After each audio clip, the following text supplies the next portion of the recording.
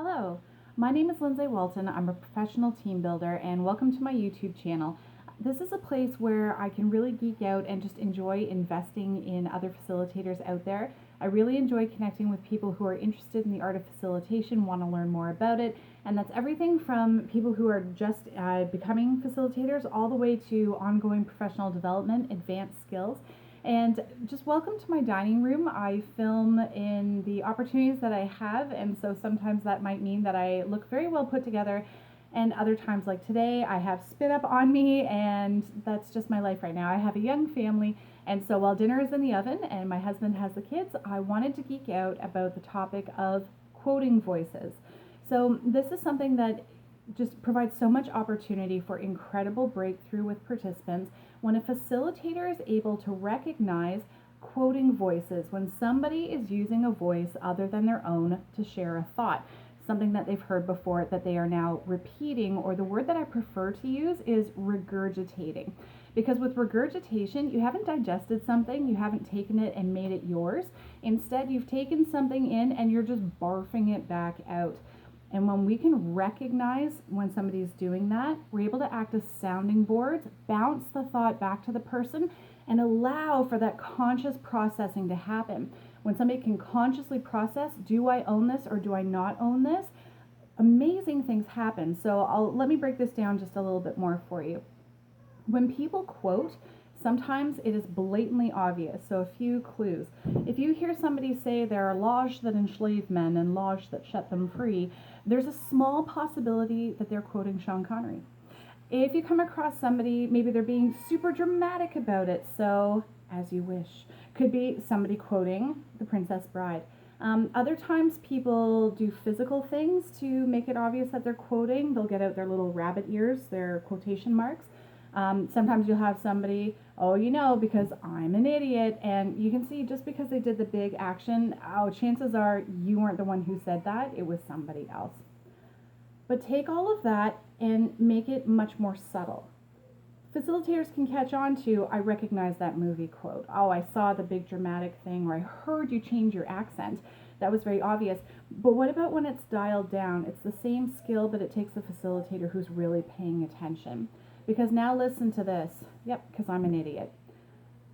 Do you believe that? Did that thought originate with you, or did somebody else say it? Here are a couple of clues to help catch when people are quoting, when they are regurgitating somebody else's line that was said to them or around them. So sometimes you might hear the pitch of their voice change. It might go a little bit higher, because I'm an idiot.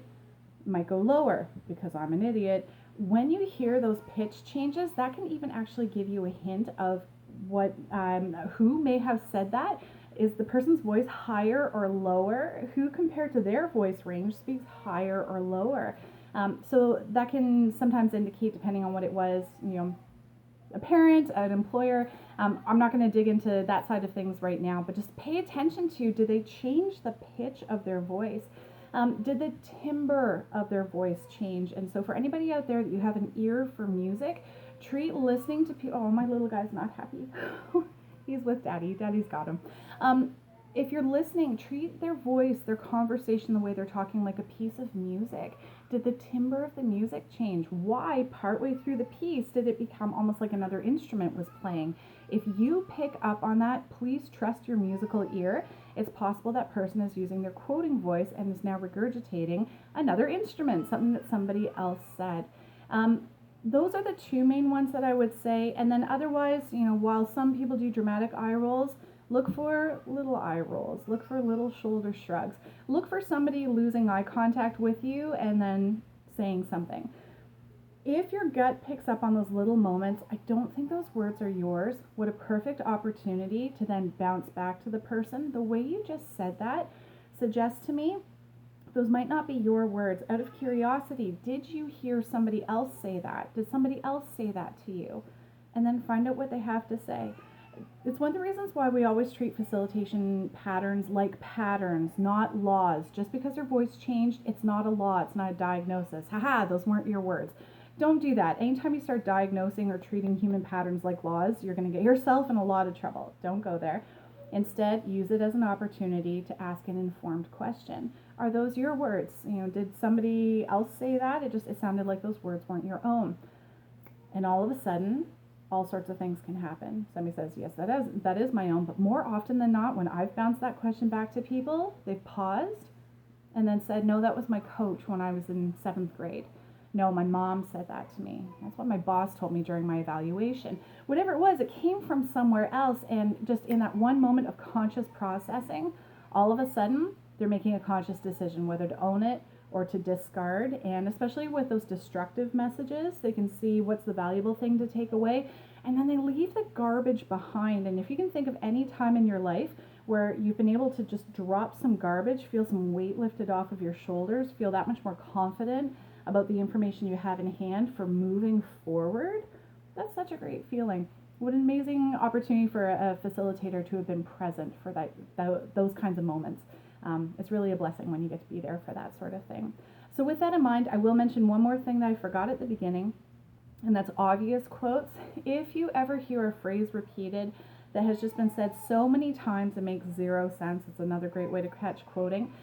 One of the ones that I like to stop and go, okay, we're going to talk about this, is when this phrase surfaces: men are pigs. Sexism is not allowed in any of my programs. So when we talk about physical and emotional safety, that is hardcore. Emotional safety needs to be addressed. There's no sexism in the programs. But please introduce me to the person who has ever met a man and made the decision on their own. You remind me of a pig. I have never met this person. It's a phrase that's just somehow in our phraseology, in our culture. Another great way to catch quoting. I don't think those words originate with you. Do you remember hearing somebody else say that? What do you think about those words? Do you believe them? And so with that was my oven and my kids. I'm going to go check in there too. Thank you so much for watching. If you found anything interesting in this video, please like, share, subscribe, and place requests. What are you interested in learning about facilitation? What topics would you like to geek out about? And just put those in the comments, and I love to make videos based on requests, and I would love to connect with those facilitators out there, people who are interested in growing in their skills. I'm so glad you're out there, so looking forward to connecting more. I hope you have a great day. All the best. Bye.